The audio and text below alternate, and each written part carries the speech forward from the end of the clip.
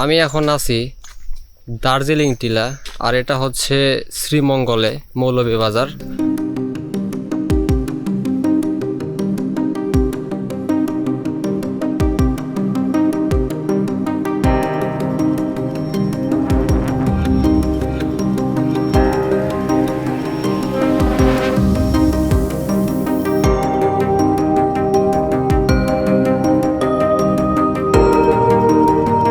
বিমানবন্দর rail station থেকে ট্রেনে আমরা শ্রীমঙ্গল স্টেশনে আসি। সেখান থেকে আমরা দুই ভাই এখন যাচ্ছি দার্জিলিং টিলায়। শ্রীমঙ্গলকে বলা হয় চায়ের রাজধানী। শ্রীমঙ্গল হচ্ছে মৌলভীবাজারের একটি উপজেলা। এখানে 43.34% জায়গা জুড়ে রয়েছে চা বাগান, আর চোখ যত দূরেই যাচ্ছে তত দূরে শুধু দেখতে পাচ্ছি চা বাগান। আমরা দুই ভাই ট্রেন থেকে নেমে সকালের নাস্তাটা করে এখন আমরা যাচ্ছি দার্জিলিং টিলায়। স্টেশন থেকে দার্জিলিং টিলার দূরত্ব হচ্ছে 10 কিলোমিটারের মতো। আমরা যাচ্ছি অটো নিয়ে। এখানে আপনারা সিএনজি অথবা বাইক যে কোনো কিছু নিয়ে যাইতে পারবেন।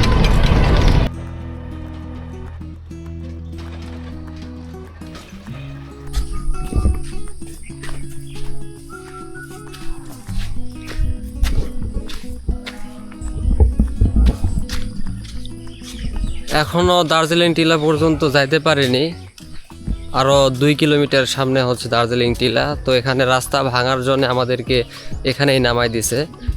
এখন এই 2 কিলোমিটার পাহাড়ের দুর্গম পথ আমাদেরকে হেঁটেই পাড়ি দিতে হবে।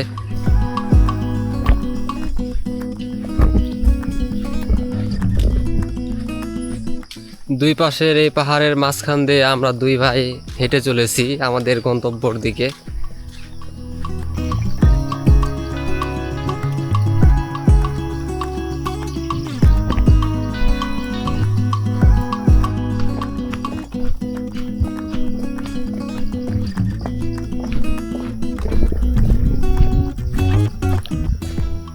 এইরকম রাস্তা দিয়ে ফার্স্ট টাইম হাইকিং করতেছি। আসলে সব মিলিয়ে রাস্তাটা সুন্দর, দুই পাশে পাহাড় আর মাঝখান দিয়ে মাটির রাস্তা। এক কথায় বলা যায় যে সত্যি জোস একটা হাঁটার অনুভূতি হচ্ছে। বাট এখন সময় মেবি 7:30, আর এই সকালে যে পরিমাণ রোদের একটা তাপ হচ্ছে, না জানি দুপুর সময় কি হয়।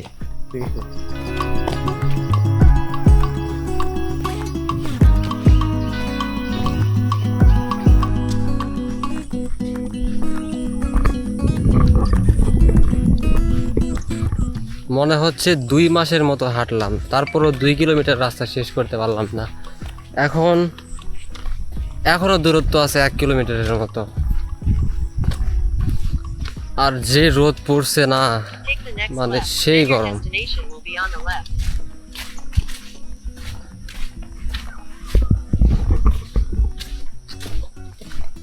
This is the way. ওরে অবস্থা, মনে হচ্ছে এভারেস্ট জয় করতেছি। সেই একটা প্যারা ছিল। অনবরত 2 মাস হাঁটার পরে 2 কিলোমিটার রাস্তা শেষ করার পরে আমি এখন ফাইনালি চলে আসলাম দার্জিলিং টিলায়। আর আমার পিছনে দেখতে পাচ্ছেন এই ভিউটা, সত্যি কথায় বলতে একদম অসাধারণ একটা ভিউ।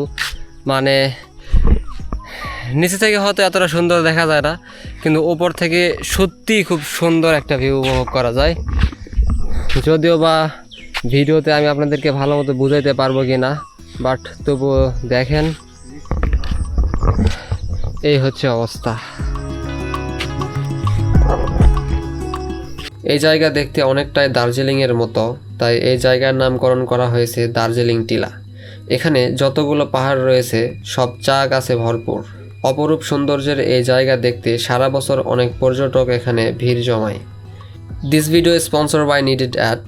আপনি যদি এই গরমের মধ্যে আরামদায়ক টি শার্ট নিতে চান ও নিজের মতো করে প্রিন্ট কাস্টমাইজ করে নিতে চান, তাহলে এই পেজ ভিজিট করতে পারেন। পেজের লিঙ্ক ডিসক্রিপশন বক্সে দেয়া আছে।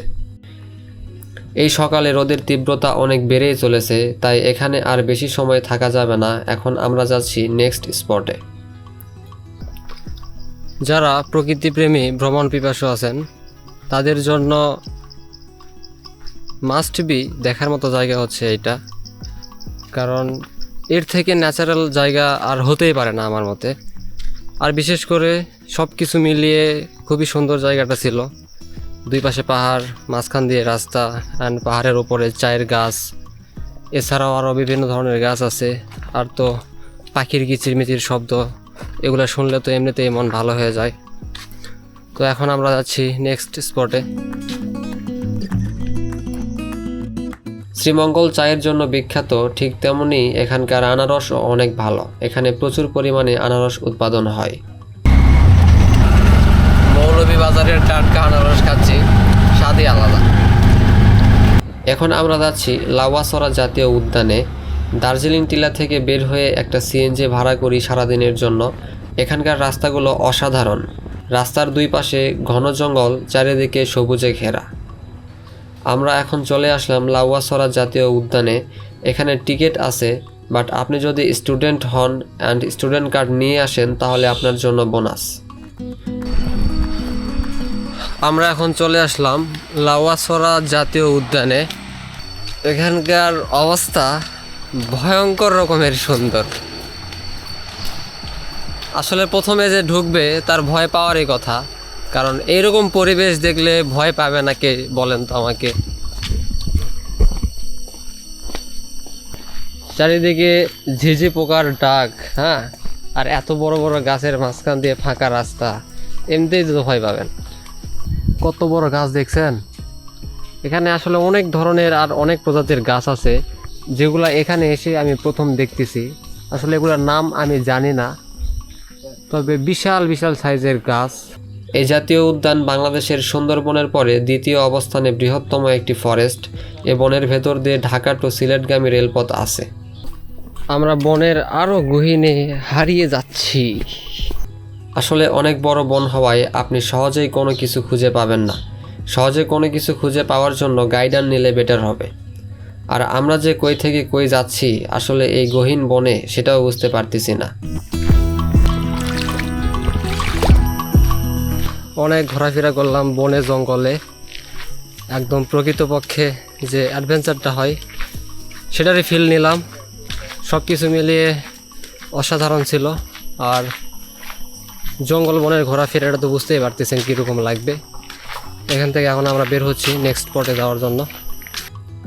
এখান থেকে বেরিয়ে আমরা আবার সিএনজি নিয়ে যাচ্ছি এখন মাধবপুর লেকে।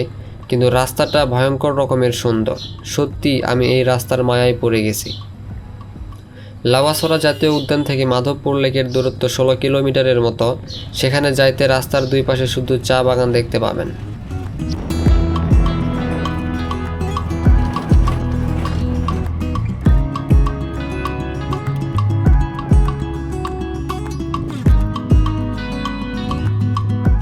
আমরা এখন চলে আসলাম মাধবপুর লেকে। গেট দিয়ে মাত্র ঢুকলাম, সামনে আরেকটু গেলে তারপরে লেক দেখতে পাওয়া যাবে। তো এখানে ওইভাবে গ্যারেজ বা ঢোকার কোনো টিকিট নাই, কিন্তু গাড়ি রাখা আর দুইজন সহ অথবা যে কেউ হয়তো ঢুকলেই 20 টাকা করে নাই, সেটা দিয়েই ঢুকলাম। দেখি আর একটু সামনে যাই কি অবস্থা, তারপরে দেখা যাবে। ওরে রোদ ভাই! এখানে কি লেখা আছে দেখতে পাইছেন? 2টি পাতা 1টি কুড়ি, মৌলভীবাজার ভ্রমণ করি। যাক, ফাইনালি মৌলভীবাজার চলে আসলাম। ও সরি, মাধবপুর লেকে। এটা তো মাধবপুর লেক থেকে পদ্মার লেক হয়, মানে ভালো আছে তাই না? লেকে ফুল তোলা, গোসল করা, মাছ ধরা সম্পূর্ণ নিষেধ, আদেশ ক্রমে কর্তৃপক্ষ। মামা কি সুর! আমার তো এটাই পেশা, বাঁশি বিক্রি করি, বাঁশি বাজাই, মানুষকে আনন্দ দেই, যা মানুষ 2-4 পয়সা দেয় বক্সি। এটাই তো কথা। কি গান শোনাবো কোন? কি শোনাবেন এই দুঃখের জীবনে? ভাটিলি শোনাবো, আপনি কোন? লেকের সাথে যেটা যায় সেটা বল। ভাটিয়ালি।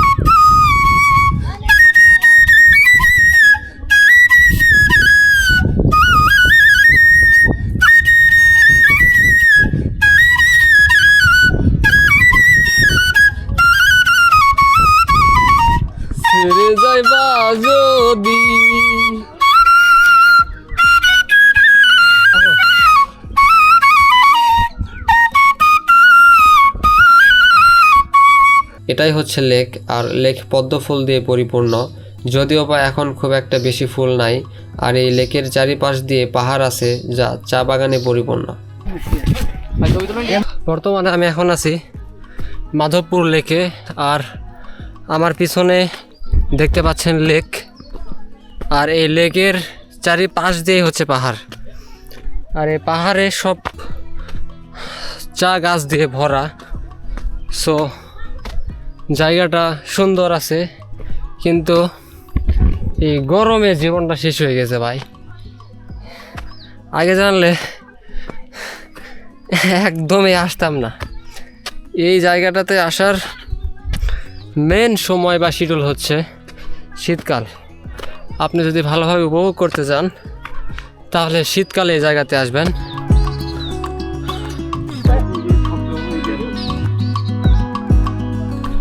আসেন এদিক দিয়ে নামি। আরে গরম রে ভাই, জীবন শেষ।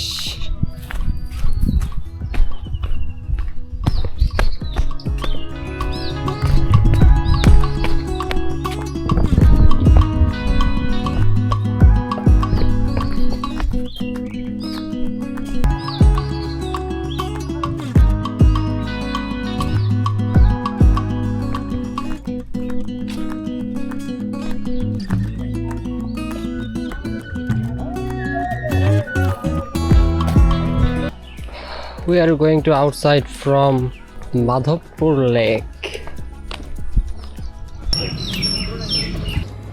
মাধবপুর লেক থেকে বের হয়ে আমরা এখন যাচ্ছি নূরজাহান চা বাগানে। মামা বলতেছে নূরজাহান চা বাগান নাকি সেই সুন্দর। পথিমধ্যেই আমরা সেটার আইডিয়া করতে পারতেছি। দুই পাশে চা বাগানের পাহাড়ের মধ্য দিয়ে অপরূপ সৌন্দর্য উপভোগ করতে করতে আমরা যাচ্ছি নূরজাহান চা বাগানে।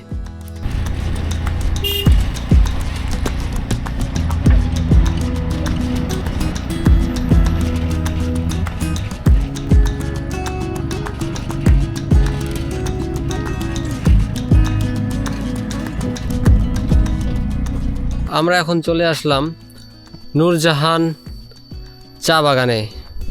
আমার আশেপাশে যা দেখতে পাচ্ছেন এগুলো সব হচ্ছে নূরজাহান চা বাগান। আর এই জায়গাটা খুব সুন্দর, এই জন্য বেশিরভাগ যারা ট্যুরিস্ট আসে এখানে তাদেরকে এখানে নিয়ে আসে ঘোরাফেরা করার জন্য। আর এছাড়া অন্যান্য অনেক চা বাগান আছে, বাট এই চা বাগানটা খুব সুন্দর অ্যান্ড ছবি তোলা অথবা দেখার জন্য একটা ভিউ পয়েন্টটাও খুব সুন্দর। এই জন্য বেশিরভাগ যারা গাইডার আছে অথবা ড্রাইভার তারা রেফার করে যে এই জায়গাতে আসতে। তো আসলে জায়গাটা সুন্দর আছে, দেখতেই পাচ্ছেন ক্যামেরাতে।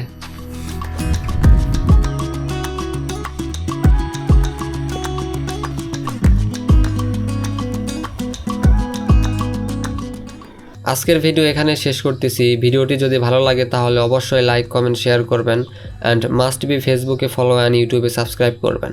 আবারও দেখা হবে নেক্সট ভিডিওতে। বাই।